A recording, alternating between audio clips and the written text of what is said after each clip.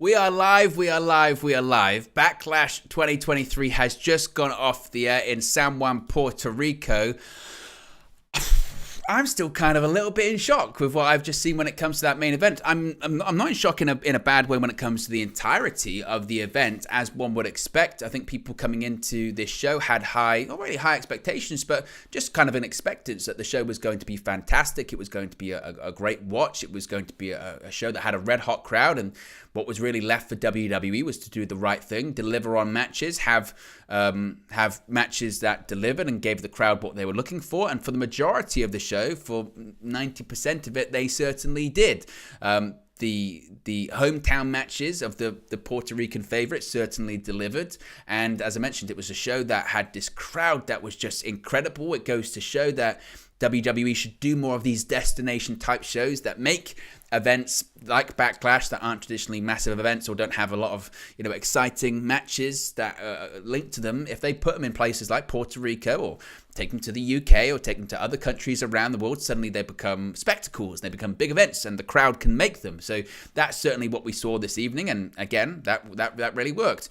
But I think what a lot of people are going to be talking about, because this is what closed the show, is the main event and is the bizarreness of it. I think right outcome certainly, and I think that sort of surprised people, and that they thought Cody Rhodes wouldn't necessarily be winning, but it felt like a main event whereby I wouldn't be shocked, and this is just speculation at this point, but I wouldn't be shocked if even in half an hour's time or something like that, or in an hour's time, or this time tomorrow, or maybe in the morning, I do a news video that says plans changed on the fly, or they made some changes, or they cut it short, or they did whatever. I mean, the timing works out because it's just past the top of the hour. They've gone off the air, so that's what they decided to do. But the finish for a show that was red hot, and to be fair, for that main event, the crowd wasn't totally into it. I think they maybe were a bit fatigued. They were certainly tired after that San Juan street fight. The show was put out there as a show that had a double main event. They kept saying it's got a double main event. We've got Brock Lesnar versus Cody Rhodes and Damian Priest versus Bad Bunny. After watching that show, I think it's fair to see what the crowd perceived as the main event, what the crowd came to see. And that crowd came to see Bad Bunny versus Damian Priest. And that match delivered, and the crowd, they paid their hard-earned money to come watch that match, and they got their money's worth and then some. And to be honest, the matches that came after that, the six-man tag team match and the main event, i.e. the match that went on last, did they deliver? They were good matches, but I don't think the crowd particularly cared. And then when it came to the finish, it's left a bit of a weird taste in the mouth of the viewer for me, because whilst I believe it was the right call to have Cody win because he needed to win coming out of WrestleMania, the finish was just flat and came out of nowhere, and everyone's looking around going, "Is that it? That's the big angle? That's what you've been building to?" And Cody Rhodes doesn't even celebrate. He runs away. I want answers. I want to beat the gatekeeper. I want to do this. I want to do that. Brock Lesnar's a coward, so I'm going to roll him up and run off. It's a finish that does scream Vince McMahon. And I know certainly that people will say, well, that's just what, that's what the WWE naysayers say every time there's something they don't like. Vince McMahon this, Vince McMahon that. Look, it felt odd. It felt odd. We're going to go through the card. We're going to go through the matches. We're going to go through the reaction to all of it. So be sure to smash a like on the like button. Be sure to subscribe, bottom right-hand corner. Let's do a quick subscriber check before we indeed start this stream. We are currently at 11,097, that being 11097. The aim for this evening is to get to 11111. So if you haven't already, please do subscribe, bottom right hand corner. Click the like button as well. And let's get into this, because I do want to give the appropriate amount of time to all of the respective matches. So the show kicked off, with what I think, to be honest, actually, the spectacle of the evening certainly was Damian Priest and Bad Bunny. But in terms of in-ring quality, in terms of a match that I think I said it was the dark horse going into it, this match stole the show when it just began. Bianca Belair versus Iyo Sky was absolutely sensational. It went for 18 minutes exactly, and this was one of those instances where this match was a great match anywhere. Any crowd you put it in front of, it's a great match. But this just goes to show that if you've got a red hot crowd, if you've got an electric crowd, if you've got a crowd that's into everything, they're cheering everything, whether it's little, big, whatever in between, then it just makes it. And for whatever reason, we talk about the heel territory and the heel town and the heel city. This match, Puerto Rico, San Juan just decided Iyo Sky's one of us. Iyo Sky's a heel. We like her. We like her moves. We liked her work in NXT. We like her. We're cheering for Iyo Sky. Sorry, Bianca. Sorry, we know you're the baby face. We know you're the Raw Women's Champion. And to be honest, they knew she was winning. Everyone, you could probably argue it's not even a negative thing, but sometimes in shows, it's obvious the way that they should go for certain matches and certain finishes are predictable. And this is probably a show that you would say, actually, the majority of the outcomes were predictable. It doesn't make it a bad thing. But everyone knew coming into this one, Bianca Belair is going to retain the Raw Women's Championship. The story that they told on SmackDown Friday kind of gave it away when they're saying, if she wins, she'll be the longest reigning women's champion in WWE's modern era or modern history. So you knew Bianca's going to win. And Iyo Sky's on SmackDown, and Bianca Belair put it that Iyo Sky's not going to beat Bianca Belair for the championship. We knew that. But the credit that you would give to these two is that even the most grizzled watcher of WWE or professional wrestling for half a second thought, I tell you what, they might change their mind here. They might change their mind on the fly, and they might decide to go in a different direction. Because that crowd wanted Iyo Sky to win. That crowd believed that Iyo Sky could win. And the story they told is really the story that we've been seeing play out on television for a while now, which is Iyo Sky doesn't need damage control. And Bayley, it's not a case of Iyo Sky needing Bayley and needing damage control. It's a case of Bayley needing Iyo Sky and needing Dakota Kai. Because it looks like possibly Iyo Sky's got the match won, and Bayley, she's actually holding on to Bianca Belair's braid, her ponytail, and the referee sees it and says, hey, what are you doing? Now, during this time, that allows Iyo Sky to get distracted. She's gone up to the top rope to do a moonsault to finish off Bianca Belair. And because of the distraction, she then goes for a moonsault. She misses. KOD, Bianca Belair gets the victory. And clearly the moral of the story here and the story of the match is, hey, shouldn't have been distracting me. I could have got that match done. But immediately after that, and again, because I cannot do justice. You're going to have to go. Whenever I say, the crowd was super into it, like on another level. Not like TV, Raw, SmackDown, someone gets a hot tag and people go crazy. Oh, it's amazing. When I say the crowd were into Iyo Sky, you would have thought this was John Cena wrestling his last match ever or something.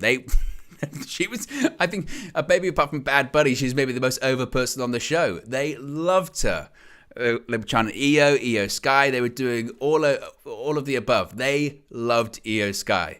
And it did feel like a star-making moment for her, certainly. And it's going to be interesting to see.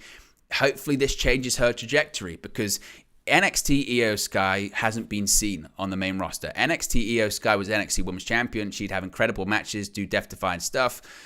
Main roster Iyo Sky, you're kind of worried for her because historically, particularly Vince McMahon, if they can't speak, even if they can speak good English, but they're difficult to understand, pal, they've got to cut promos, then that might be a problem. But she had an absolute banger this evening, and I think they had the match of the show, honestly. As I mentioned, people will talk about the San Juan Street fight, and that's the match that got the longest time, and it was the main event now, in retrospect, because it's the match clearly people came to see. I would say this was the in-ring match of the night. I don't think anyone topped this match in terms of in-ring quality. And I think both should be incredibly proud of that fact. So Bianca retains, now takes the title to SmackDown with her. If they're going to do some kind of title swap, I hope not. Rhea Ripley is still the SmackDown Women's Champion. But I hope they don't just do that. Oh, we're just going to swap bouts, because that's lame. And I really hope that they don't do that. And I don't want them to do that. King of the Indie says, Iyo Sky, San Juan's finest. Casey said they did that finish because Brock was bleeding that bad. Cody was still winning, but sucks that happened. Well, that's speculation, certainly. That's what it kind of felt like, maybe. I'm not sure. Dan Amazing, one of the channel members, one of the members of the WN365 roster, says, "Hi, Owen, great event, boosted by a great crowd. Just shows how important crowds are for boosting matches." Certainly does. No doubt about that. Next match after this one I was a bit concerned about, because I thought, you don't want to follow that match. You don't want to follow that match. How can you follow that match? The crowd are going crazy at the moment. And then they said it's Seth Rollins versus Omos. I thought, well, it's going to be a bit of a come down anyway. So, it's probably the right move. Now, again, this is the match, Seth Rollins versus Omos, which still really has no explanation, which is kind of a recurring theme for some matches on this show, matches that don't have a lot of explanation. But this one really had no explanation. I know MVP tried to explain it a few weeks back on Raw. I negotiated a big match on a big stage. That's what we were going for. But it still felt a bit odd. And I kind of worried for Omos, honestly, because in reality, Omos kind of needed the win. I've termed it as he's now suffering from the Big Show syndrome, in that what WWE does is they're putting him in matches against top tier talent, but the story always is, how can Seth Rollins, how can Brock Lesnar, how can Braun Strowman overcome someone as big as Omos? Omos is a giant man. How on earth are you supposed to overcome this man? He's the Nigerian giant. How possibly? It's impossible. Maybe they've met their match. And that's fine to do if Omos keeps winning. The problem is he doesn't, because he lost to Braun Strowman at Crown Jewel, which now in retrospect looks like a really bad decision, because he had matches against Brock Lesnar and Seth Rollins coming up, and he really shouldn't have lost that match. So he lost to Braun Strowman. Then he faced Brock Lesnar at WrestleMania. We knew he wasn't going to beat Brock Lesnar, so he loses to him.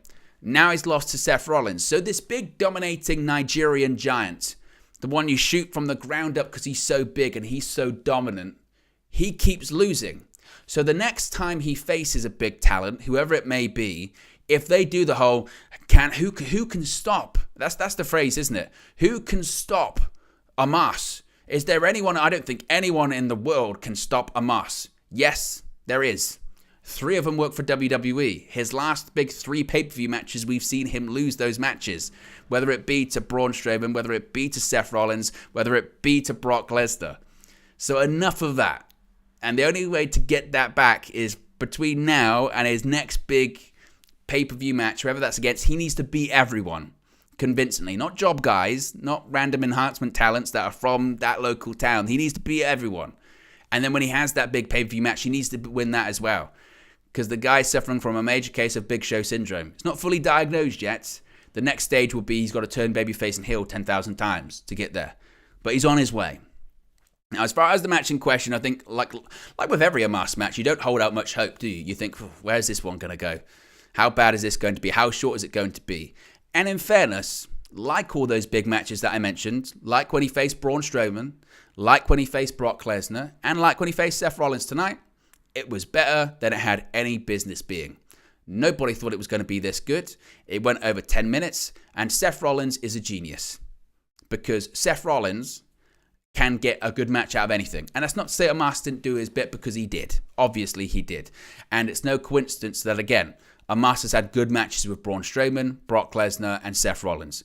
You judge him on a bit of a different curve. I think out of all 3 of them, this is the best one so far, because Seth Rollins is in it. And again, he's a genius. In terms of in-ring people, hardly anyone can touch him or even be in the conversation with him. And the finish, they can say it was to protect Omos. He took 2 stomps, kicked out. Nobody kicks out the stomp. It took a super stomp from the top rope. That's what it took to beat him. Okay, that's fine. But at the same time, he lost. And again, I think, look, it's the right move, because clearly Seth Rollins is probably the favorite, or he might actually be the person to win the WWE World Heavyweight Championship. There have been rumors that he's going to be the guy to win that title at Night of Champions. And he probably should be. That's the right move for him. He's red hot. If it wasn't for both titles being on Roman, he'd have probably been WWE champion at some point over the last 12 months. Because on Raw, he's been a constant, and he's always been just producing every single week. He's super over as a babyface. He's a dastardly heel when he wants to be as well. And he deserves it. And he's established in his name. And he's credible. And he has great matches with everyone. But, so he had to win. Because he's building up to a title run possibly. But Omos needed the win too. He really did. And again, it begs the question, why book the match? Why book the match? Seth Rollins didn't need the win. He didn't need it. If you could argue the person that needed it the most was Omos. So the match in itself, I thought was better than it had any business being. I really enjoyed it. I thought Omos did well. I thought Rollins is Seth Rollins, so he absolutely killed it, of course. But it was a strong. It was a strange match from the get-go as to why they would book it. But again, I enjoyed it, and I thought it was a good match, and I think that both really pulled their weight in this one, certainly. Next match was the United States Championship Triple Threat match. And again, I mentioned a recurring theme throughout this evening. And again, doesn't make it a bad show, certainly. But I think most people knew where this one was going to go. Austin Theory retained the United States Championship against Bobby Lashley and Bronson Reed. And to be honest, the moment that they announced this was going to be a triple threat match, you knew what the finish was going to be. And the finish was going to be that Bobby Lashley has Bronson Reed beaten, or Bronson Reed has Bobby Lashley defeated, probably the other way around, and Austin Theory creeps in, shoves the Lashley out the ring and pins Bronson Reed, and that's exactly what happened. It wasn't a long match, under 7 minutes. I thought really probably the MVP of this one was Bronson Reed. I thought Bronson Reed really stood out. I'm a big fan of his work. This is a guy that actually, when he left WWE, was released by WWE, was doing big things in New Japan. And New Japan really wanted to keep him. He wasn't under contract in New Japan, but they wanted him to stay so badly, they had him beat Kazuchika Okada clean. Doesn't happen with many people, particularly people that aren't under contract. And his talent's always been there. And to me, he was the standout. He was doing the things that Bronson Reed does, which is this guy who's like 350, 400 pounds, almost Vader-ish, doing moonsaults, doing springboards to the outside, also just being dominating. And again, I thought he was the standout in this one. He ate the pinfall. He was always going to eat the pinfall. But the finish is as you would expect. It does keep Bronson Reed fairly protected. He goes for a moonsault. He misses. And again, it was a proper Vader-style moonsault. Maybe not complete rotation, but kind of half rotation. He's 350 pounds, 400 pounds. It's still very impressive.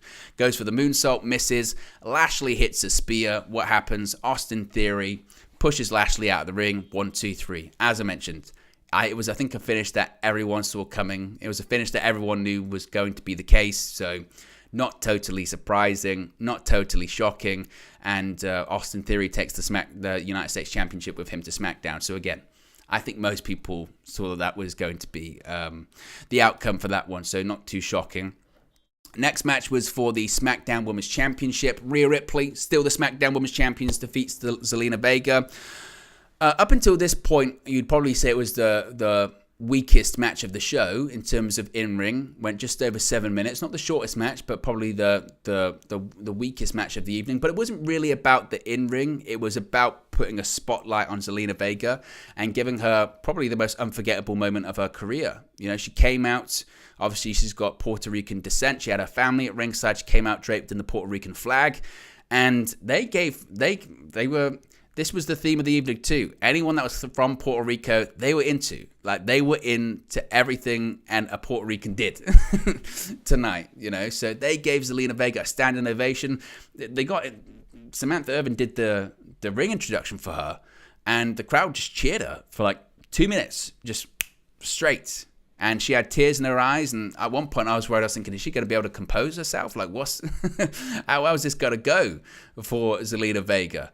But she did. She kept herself composed. And the story of the match and the story of this whole feud was very, very simple, wasn't it? Is that Rhea Ripley's going to win, but can Zelina Vega get lucky, essentially? And they were always building up to a spot where she would maybe have the champion beat, and that's what they did. It was the same spot that they've done on SmackDown, turned it into the DDT, spiked her.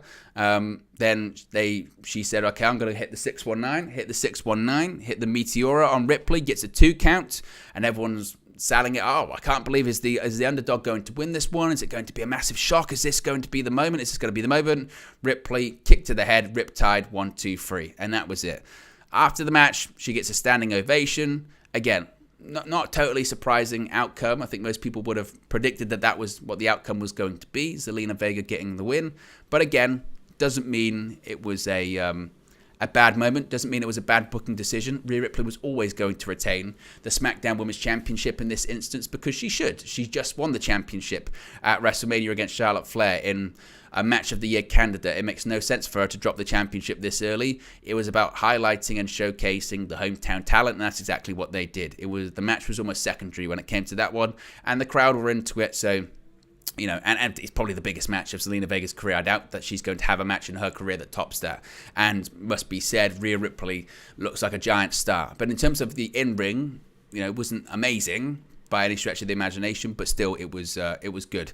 We got nearly 50 people watching, by the way, so if you haven't already, click the like button. Let's see if we can get to 25 likes. We're about 9 likes away, so if you haven't already, click that like button. Be sure to subscribe to bottom right hand corner. As I mentioned, our aim is to get to 111 this evening, so if you haven't already, be sure to subscribe to. We do daily WWE news videos, AEW news videos. We do watch-alongs for all of the big events. Big May coming up, of course. We've got, obviously, Night of Champions is next on the WWE calendar. On the AEW side of things, we've got Double or Nothing, and we're going to have post-shows for both of them as well. In addition to that, of course, a big summer of pro wrestling. AEW is launching a new TV series, and there's a lot going on in the world of World Wrestling Entertainment as well. So if you haven't already, be sure to subscribe to bottom right-hand corner. So at this point, the show was building nicely, and then we get to the match, which, as I mentioned, in retrospect, this was the main event. There was no doubt in my mind this was the main event, and my thoughts at the time were, well, the only reason this is going on halfway through the show, or in the middle of the show, is because they've got something big planned for the main event. I thought they've clearly got a big angle planned for Cody and Brock. That's why, because this is the match people wanted to see, and in terms of if you were to ask the question, which match advertised main event, this was a double main event. Out of the two main events, Cody versus Brock or Bad Bunny versus Damian Priest, which match delivered more? And the answer would be, without a shadow of a doubt, easily the match that delivered more was Bad Bunny versus Damian Priest. This, again, from an in-ring perspective, it's not amazing. Bad Bunny's not a wrestler. But it had everything. It had crowd going insane. It had one of the most insane entrances I think you'll ever see in pro wrestling. I mean, up there with Sandman, ECW One Night Stand 2005. Up there with CM Punk in Chicago at Money in the Bank 2011. I'm talking that level stuff. I'm talking that level. I'm talking crowd singing along to Bad Bunny's theme in complete unison. Nearly 18,000 people doing that. I'm talking just crowd going nuts. It's just special. It's just a special match, and it's a match that it's going to be remembered forever. You know, it's historic. There's no other way of describing it. They hit. I mean, talk about. To be fair, anything they did was going to be good, right? Anything was going to be good. I'm not sure how high the expectations were. The crowd was always going to be into it regardless, but still, you can stink out the joint. You can put on a shitty performance, and you can fall flat, right? You can, and that did not happen. They hit this one so far out the park. I mean, they hit the home run of home runs with this, and again, it was very obvious he was going to win. Bad Bunny was always going to win. But it didn't matter. It didn't matter because they took us on a journey that is just so incredible to watch. And the journey is Damian Priest had Bad Bunny beat a ton of times, as he should. He's the wrestler. He's facing a rapper. So, of course, he should have him beaten a bunch of times. And he did have him beaten a bunch of times. But it was about sending a message. And Bad Bunny, the stuff that he was doing in this match, he doesn't need to be doing or taking those risks. The guy is legitimately a global megastar. And the bumps that this guy was taking and the risks that he was taking goes to show how much of a real fan he is. And as I mentioned, it's beyond delivered. Whether it's Damian Priest hitting a broken arrow off a road crate through 2 tables onto concrete outside of in the stands, essentially, that's incredible. And again, multiple points in the match. Damian Priest had the match won. He picks up Bad Bunny, takes him back to the ringside area, says, no, I'm going to beat him more. And then essentially the story they told was that Bad Bunny had hurt Damian Priest's knee, so he chopped him down to size, and it looked like he actually maybe was going to score this upset victory. And out comes the Judgment Day, out comes Dominik Mysterio, out comes Finn Balor. They're beating the hell out of Bad Bunny. And then, wouldn't you know it, out comes Rey Mysterio, and you're thinking, okay, Mysterio's just going to come out. And then, whose music hits but Carlito? Yes, San Juan, Puerto Rico's own Carlito, son of Carlos Colon, probably the most famous Puerto Rican wrestler ever. And Carlito, of course, hugely over in Puerto Rico, still works there all the time. I think even the territory's still around, isn't it? The company is still around there. So Carlito comes out and the crowd goes crazy. And by the way, Carlito is absolutely jacked. It's not the first time he's been back in WWE. Came back at the Royal Rumble in 2021, which ironically was the Royal Rumble that Bad Bunny made his WWE debut at as the musical guest. I think his song Booker T was the theme song for that event. And so Carlito comes out, evens the score. Judgment Day look like they're going to back off. They go up the entrance ramp. And then wouldn't you know it, who comes out but Savio Vega. WWE legend Savio Vega, a Boricua. I think the last time he was on WWE television, he was at The Undertaker's final goodbye at Survivor Series in 2020. But prior to that, it's got to be 1997, 1998, the last time he actually appeared on WWE television. It's got to be then, I think. So legitimate, the first time in WWE storyline he appears on television in 25 years, something like that. Savio Vega comes out, and we had seen him earlier on in the evening because he had gifted a Puerto Rican kendo stick to Bad Bunny. We had seen that earlier on in the evening. So he comes out, and then he says no, and he brings out the Latino World Order, that being Legado del Fantasma, Santos Escobar, Joaquin Wilde, as well, Cruz del Toro. They come out, and then I thought, okay, well, Savio Vega's not going to get physical. Of course, he's older. He's not going to do that. He got physical, right? On Finn Balor, he was doing the chops and the thrust, and I thought, wow, doing the chops. He then did like a legit high kick to Finn Balor. And I thought, you know what, this guy's something else, man. This guy's something else. And I'm really glad he got that moment. And then look, he's a huge star in Puerto Rico, and he's been doing a ton of work over in Puerto Rico for a long time. Of course, he's from there. I think he had a territory at one point, a company there in Puerto Rico. So, you know, he's hugely respected there. But he got that moment too. And I'm really glad Carlito did. And I don't know what that means for Carlito. I don't know if that means he's coming back full time or it was just a moment for him. I'm not sure. There were rumors about him coming back in after that Royal Rumble appearance. He actually appeared on the Raw after that as well. I think he teamed with Jeff Hardy that night in a tag team match. And then we just never saw him again. It just never really happened. But after all that madness, we still had plenty of more of the match to go. Bad Bunny hit a sliced bread number 2 and nearly killed himself by landing on his head. But eventually, Bad Bunny, he hits the Bunny Destroyer, gets the win. And again, in retrospect, there were never, ever, ever going to be any following that. Never. And it's very clear, very, very, very clear what that crowd came to see. And it wasn't Brock Lesnar versus Cody Rhodes. What that crowd came to see was Bad Bunny wrestle. And Bad Bunny face Damian Priest in a street fight. That's what people came to see. That's what people wanted to see. And ultimately, is it what people are going to be talking about? Probably not, actually, honestly. They'll be talking about how amazing it was and the entrance and all that kind of stuff. But unfortunately, I think the event people will be talking about for the wrong reasons, the finish to Cody versus Brock and how it felt weird and strange and rushed, probably. But this match, again, it was always a layup because of the crowd and how much they were into it and all that kind of stuff. But they just hit it out the park. Everything they planned out, everything they did worked. And but the thing is as well, Bad Bunny, he's not Logan Paul. You know, he's you know, he can be sometimes a bit. He's still very, very green, and he's still a little bit uncoordinated, and sometimes you do sort of cringe a little bit because you think, oh, he could really hurt himself, and he is a bit sort of loose in the ring, and he's clearly being taken care of, but he put the work in. Yeah, and you have to give him the credit for that. He put the work in. He took bumps. Damian Priest deserves a huge amount of credit as well. What a huge spotlight for him, and he carried Bad Bunny through the match excellently. And they got it right. WWE, everyone involved in that match deserves a huge congratulations because they got it right. They absolutely, as I said, knocked that one out of the park. It wasn't easy, but they did it. And again, that's the match that should have gone on last because there was never any following it. And you can see why Bad Bunny and Damian Priest were pushing that hard for it, honestly, because particularly with the way that Cody and Brock one finished, I think I know how I would have wanted the show to end, and it would have felt a lot more uplifting and better, certainly.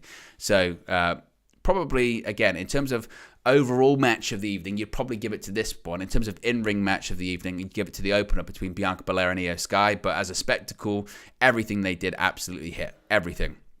Now, the unfortunate task of following that was the six-man tag team match, where the Bloodline win. But again, the story clearly is that things are not all good in the Bloodline. Solo Sikoa's got problems with his brothers. And Solo Sikoa is, I guess, eventually going to turn on his brothers. But they pick up a big win over Matt Riddle and the undisputed WWE Tag Team Champions, Kevin Owens and Sami Zayn. No surprise that Matt Riddle's the one to take the pin, as he has done a million times recently. Is take a Samoan spike from Solo Sikoa and lose. But again, the big story in this one certainly was that there's problems in the Bloodline, and at one point it looked like Solo Sikoa was going to, stick his thumb into the throat of his own brother, and his brother had faced off against him, and ultimately that didn't happen. But as I mentioned during the watch along, throughout the entirety of this Bloodline storyline, they've teased things for ages, built to them, and paid off. Whether it is Sami Zayn joining, tease the turn, did the turn. Tease that he's going to face Roman, tease he's going to face Roman, beat Roman. Tease he's going to join up with Kevin Owens, tease he's going to join up with Kevin Owens, join up with Kevin Owens. And when they tease to those big moments that they lay the seeds, when they do happen, they do feel like big moments and they do pop and people are excited about them. And clearly the next thing they're teasing is eventually Solo Sikoa is going to attack Jey Uso and maybe Jimmy too. And they're both going to be taken out by their brother, and that's what's happening. They're clearly teasing that, and will the reaction be the same when that happens? I guess if you tease something enough and you lay the foundations and you give people a reason to care, people will always enjoy that. But there is something about this story at the moment that does feel flat. And this match was 22 minutes, again, after that San Juan Street fight. And again, the crowd, to say the crowd was down or a bit less energized does a disservice to them, because by the standards of normal crowds, they were still red hot. They were hot all night for everything. But in comparison to where they were, they definitely come down a notch. They were fatigued. And the match maybe went on a little bit too long. The finish, again, that's the story that they're going with, and I think they are keeping clearly Solo strong. I wouldn't even be surprised if he's part of the World Heavyweight Championship tournament. Frankly, I kind of expect him to be, honestly. But yeah, something for this match it just didn't click for me, this one. And maybe, again, that's just my own personal sort of fatigue of the Bloodline story right now. But yeah, I'm not there on it right now, Then maybe that's just me. And then finally, we got to our main event, the other half of the double main event, Cody Rhodes versus Brock Lesnar. And Cody Rhodes has defeated Brock Lesnar in a match that didn't last 10 minutes. Now, I felt that this match going on last implied that something big was going to happen. That's what we were going to get. And what we got was surprising. Now, I want to clarify that I said I felt Cody Rhodes needed to win more and Cody Rhodes should win. And he did. So I think that's the right call. The manner in which they went to it paint by numbers Brock Lesnar match. And again, nothing wrong with that because it works for Brock. Brock makes his entrance. Cody Rhodes attacks him on the outside before the match can start. A couple of tope suicidas, steel chair shots. That's what they're going to do. And I thought, okay, you've got to get some heat on Brock somehow. So that works. Gets him in the ring. Match starts. Cody does a couple of moves, couple of disaster kicks. Okay. Goes for a disaster kick. Brock catches him. German suplex. And then after that, it's the Brock Lesnar match. Suplexes, vertical suplexes, German suplexes, all of the above. That's what he does. Okay? No problem. They then do a spot where Cody Rhodes is in the corner. Brock's going to do a German suplex. Cody grabs the turnbuckle covering, pulls it off, and then hits another German suplex. The cover goes into the crowd. And I think WWE asked for it back. But you knew, okay, that's going to play into something.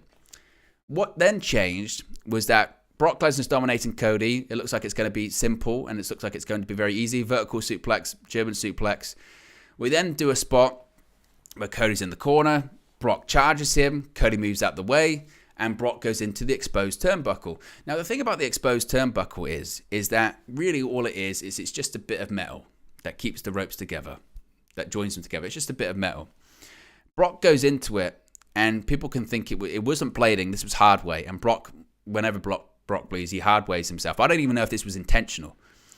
Goes into it, and I don't think he hits his head on the little metal ring there. What I think he might have hit his head on is the bit above it, which could be the metal bar of the turnbuckle. And what that resulted in is this like straight cut down here, right between his eyes, right in the middle of his forehead. Bang. And the moment he did it, the very moment he did it, it was one of those ones, a bit like Finn Balor at WrestleMania. The moment he did it, boom, straight away, gushing blood, gushing.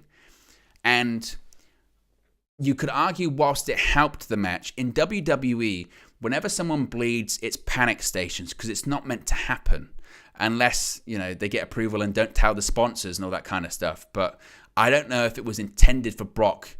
It might have been intended for Brock to bleed, but not for him to bleed that much, because he was bleeding a lot, and it was a cut that just wouldn't stop.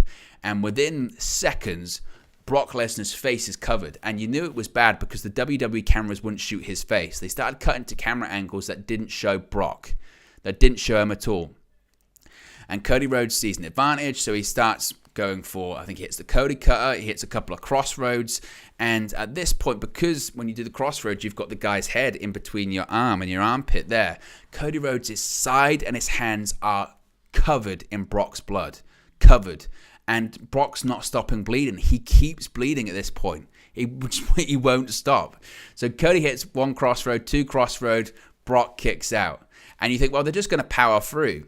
Brock then picks him up, hits an F5. Cody kicks out. And at that point, I thought, well, danger settings, because we've seen that before. We've seen several Brock Lesnar matches where they fight valiantly. Brock kicks out their finish 10 times, and Brock does his finish once, and they get out of there. So Cody kicked out, and I thought, okay, that's a positive for Cody. Now, when they did the F5, afterwards they did a replay, and they did one of those replays where it wasn't picture in picture, they showed the whole screen. And immediately I thought, they're going to the full screen because they're trying to get a towel to Brock to wipe his face down, because they're saying, look, Brock, we just can't shoot your face. We can't shoot your face, and you won't stop bleeding, and you won't take stitches. We know you won't, but you've got to wipe. You've got to cover up all of that blood. So there was a towel in the ring, and I don't know if Brock used it or not. And then they're sort of saying, well, both people are down in the ring. Brock locks in a Kimura, and I think, well, they're going to a rest spot to try and get their gatherings or whatever. And he's in the Kimura, and Cody stacks him up to do the pin, which we've seen. We've seen that spot a million times, stack him up. They always kick out at 2, and then literally puts it in 1, 2, 3. That was it.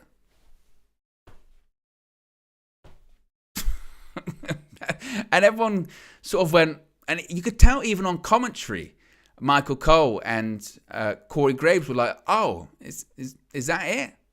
Is that it? That's done? Are we saying that's it? That's done? Oh." And Brock's looking around a bit shocked and a bit like, "Oh, what's going on?" But they didn't sell it as like super, super shocked. Cody Rhodes just won. And remember, the whole story, I want answers from Brock, and I'm going to beat the hell out of him. Brock's a coward. So Cody Rhodes has just beaten the guy that he's called a coward by rolling him up, by the way, a bloody guy rolling him up. And what does Cody do? Runs away. Just runs away. Runs away backstage. That's what the guy who's calling a coward is doing. And it didn't make any sense. It really didn't. Now, as I mentioned, I don't know if that was an improv finish. I don't know if that was always the plan. If that was always the plan, who came up with that? That feels bizarre.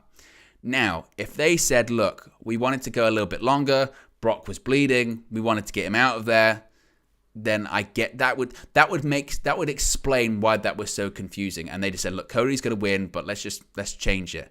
But the closing moment of that pay-per-view was Cody running off and Brock staring into the camera looking like, I don't know what's going on. And for a show that talked about a double main event, the actual main event kind of left a lot to be desired, honestly. And if you listen to the crowd, it's very clear, I think, what they thought of the main event, certainly as well. So I would think this feud is not done, and maybe that will be how Cody Rhodes isn't a part of the World Heavyweight Championship tournament. I would think we're probably going to be getting Cody Rhodes versus Brock Lesnar 2 at Night of Champions. I hope it's a lot better than that. I hope it goes longer than that. I hope Brock doesn't get his face sliced open again. I think there's a possibility that Cody Rhodes could be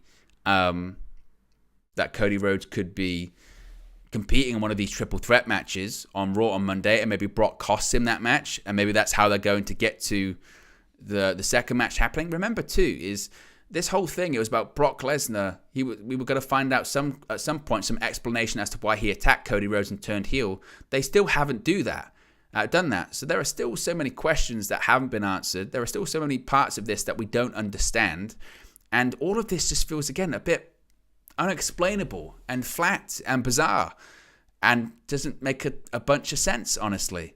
And that's what that finish did. So look, we'll see what happens when it comes to the morning. I'm sure, as I mentioned, we'll probably, I would think, get some explanation as to if that was the planned finish, if they decided to improv things, if they decided to change things. We'll wait and see. Either way, if we get any more information, we'll let you know. So there you go, guys. That's your reaction. Be sure to smash a like on the like button. Be sure to subscribe, bottom right-hand corner. As I mentioned, plenty of news reaction videos coming tomorrow regarding what happened at Backlash, as well as all the other things and happenings in the world of WWE. So I'll speak to you again very, very soon. Have a good evening. Peace. Hey guys, thank you for watching, listening, streaming, or however you come across this video today. Be sure to click on the video on the right there to watch our next video, or click the bottom there to subscribe, or the bottom right hand corner. Thank you very much, and I'll speak to you again